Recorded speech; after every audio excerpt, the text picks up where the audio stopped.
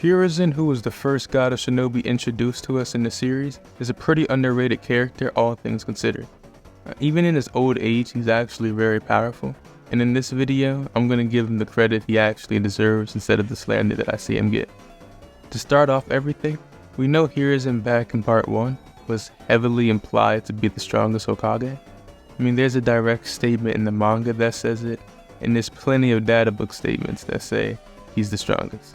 However, I do think these statements are supposed to be referencing his prime self instead of like his old age. It's stated that since he was older, he has less chakra since his prime, and that's why he was struggling a lot in this fight against Orochimaru. Now, even with him being older, he does put up a relatively equal fight against Orochimaru back in part 1 and the Edos, and a lot of people don't understand how like crazy Orochimaru is in part 1, like how strong he is. So I have to explain that so you can understand how powerful Hiruzen is for actually fighting him. In Shippuden, we see a much weaker and nerfed Orochimaru fight relatively equal against Four Tails and Naruto. Like, yeah, Naruto was like doing things to him, but Orochimaru was there taking his shots, and he did do things back. Orochimaru's body at the time was rejecting him, and we know he still had like pieces of his soul sealed away in the God of Death. So Orochimaru with those 2 nerfs could like fight against Four Tails Naruto. So this would tell you that, you know, without being nerfed multiple times in his full power back in part 1, he would be a lot stronger, right? And it's also potentially implied by Suigetsu that Sasuke didn't surpass his mentor until all the way in the War Arc. Now, it is kind of a debatable statement of what that means, but if you do interpret it as Suigetsu's is actually comparing MS Sasuke and Prime Orochimaru, it wouldn't be entirely inconsistent for that to happen because, like I said, Prime Orochimaru would be way stronger than a Four Tails Naruto, so it's really not inconsistent for you to interpret it that way. There's also a statement that says Orochimaru is the strongest Sannin in part 1 before he's nerfed, which would scale him over part 1 Jiraiya. Now we know in part 1 it is infamously stated that Jiraiya could give Kisame and Itachi a hard time. Now I'm not going to say Orochimaru like scales over Itachi because, you know, obviously he doesn't, and even Itachi implies later that he could beat Jiraiya, but Kisame was kind of like bowing down to him, if we're being real. And Kisame is stated to have like the most chakra in the Akatsuki, and he was strong enough to be paired with Itachi. So if Jiraiya is comfortably over Kisame, it's impressive, and that would just make Orochimaru even more impressive for being the strongest Sannin at the time. So with old Hiruzen scaling directly to part 1 Prime Orochimaru, his scale is comfortably over the Four Tails Shippuden Naruto, part 1 Jiraiya, part 1 Kisame, and like I said, it's possible you can scale part 1 Orochimaru to like that early War Arc Sasuke, which would put alive old Hiruzen at that level too. Besides using Suigetsu's statement, there's also another way you can scale old Hiruzen to the War Arc levels of power, and that's through a statement from Kabuto that says Hiruzen is the strongest Kage of the 5 nations. Now this is also further reinforced in the guidebooks that like the Hokage is the strongest ninja of the world and like oversees everything. So it's definitely like narratively consistent for him to be the strongest of the other Hokages. And this would include A, and we all saw how A could keep up with KCM1 Naruto, which would mean that old Hiruzen would be a bit above this level. Now some people might say like the statement from Kabuto only includes A from part 1, and that maybe A in part 2 is stronger, so Hiruzen might not scale to part 2A, and that is a good point to bring up.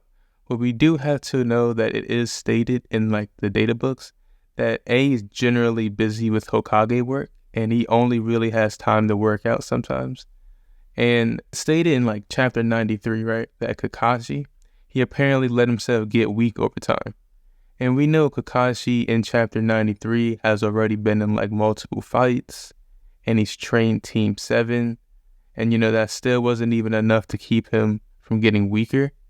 So would the Hokage only working out from time to time really be able to, would that make him stronger? I don't think like there's enough evidence to say that part 2A would be like so much stronger than part 1A that they don't scale. I just think that they would either be equal or just like really relative to each other. So if old Hiruzen does scale above part 1 Raikage, then he should scale to that KCM1 tier power, like if we're being real. And the KCM1 tier power was very dangerous during the early parts of the war arc, so that is impressive. So yeah, that's about it for the old Hiruzen part. We know at minimum he should scale multiple times above Four Tails Naruto from the early Shippuden, since he fought against Prime Part 1 Orochimaru, and Naruto fought against like a super weak version of Orochimaru. And for a more reasonable placement, he's at like that KCM1 Naruto and MS Sasuke level for scaling to the Raikage and Orochimaru. Now moving on to Prime Hiruzen's power, this one is like really widely debated, but like I said earlier, he was stated to be the strongest Hokage multiple times. Now a lot of people claim that this was contradicted later because of Hashirama, but Hashirama only really contradicts the idea that old Hiruzen surpasses the Hokage, since that was like the idea at one point. We know originally during the battle with Orochimaru, he kind of like verbatim says that he's going to restore them to their original forms. And the anime further says that Hashirama and Tobirama had the same strength as always.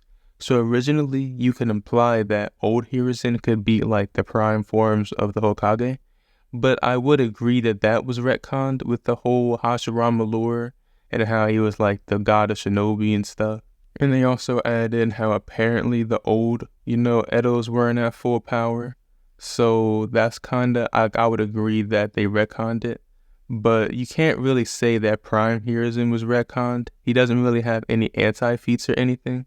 People just, doubt it because of the later hype from Hashirama and Madara, but there's really nothing to base that on. So according to the lore, we would just say that Prime Hiruzen is the strongest. There's also other reasons besides like raw physical strength that might have made Hiruzen be considered the strongest, and that's the fact that he knew and could perform all leaf jutsu. It's established with the Rasengan that some jutsu scale like a lot higher than the user of the jutsu. Like when the Rasengan was used against Kabuto, he like severely injures him, and Kabuto is stated to be on par with Kakashi at the time. And we know Naruto at that time was like probably around Chunin level at best. So the fact that a Chunin level character is able to hurt like an Anbu level character because of a jutsu kind of proves like what I was saying, that jutsu overall can amp you a lot higher than what you are in like your base form.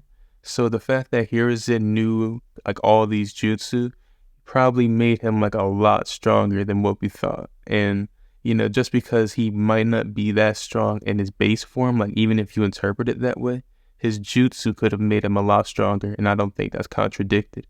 And we know he even had like this really powerful fire style jutsu. So yeah, people really need to consider that jutsu could have been like amping Hiruzen to these heights. There's also some jutsu that I think Hiruzen knows that a lot of people don't give him credit for, and one of them would be like the Flying Thunder God. This is because we know that it's stated Hiruzen trained under both the second and the first Hokage.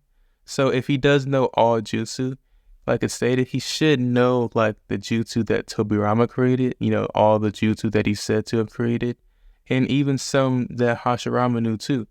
I also think Hiruzen low-key might have known the 8 Gates, since it's implied that the 8 Gates have been around during Madara's era, and even predates Dai, since it said that Dai had to like train for it, like he didn't create it, that he was training to learn it.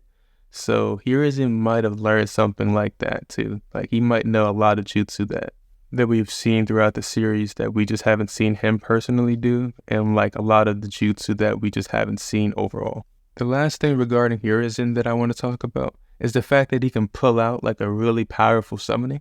It's actually stated in the fan book that Enma is considered the strongest summoning. Now we've seen summonings like Gamabunta kinda scale to a Biju, and Gamabunta isn't even close to being the strongest summoning, since clearly Manda had an edge on him, and we haven't even seen Katsuyu's full potential. So if Enma is like multiple tiers above Gamabunta, who's at least low Biju level, then Enma should be like, around Biju level, being like reasonable. And adding on to this, we see in the anime that he briefly fights the Edo Hokage and can actually like punch them and send them back. So Hiruzen arguably has like the strongest part 1 summoning that he can whip out that's like Biju level. So yeah, I think that's like another thing that needs to be considered when talking about Hiruzen. So yeah, that's my thoughts on Hiruzen. In his old age, he should scale around KCM1 level, give or take, but since he's older and has less chakra, he just can't maintain that level for long. But in his prime, he's like the strongest Hokage, and he can utilize all types of jutsu that would give him like a major edge in fights. But yeah, thanks for watching the video, and I hope you enjoyed it, and see ya.